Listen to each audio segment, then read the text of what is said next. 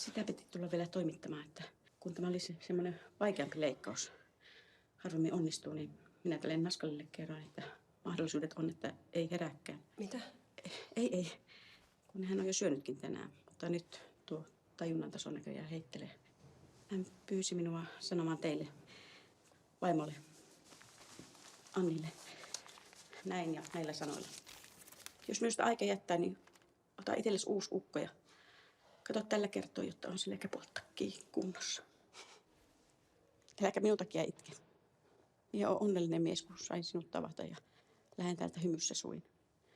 Pidä huoli Liinusta. Taisteluterveisin Veikko. Ja vielä pieni Liinu tyttökin jää sisältä. Liinu hevonen. Sekin vielä. Anni. Anna pusu.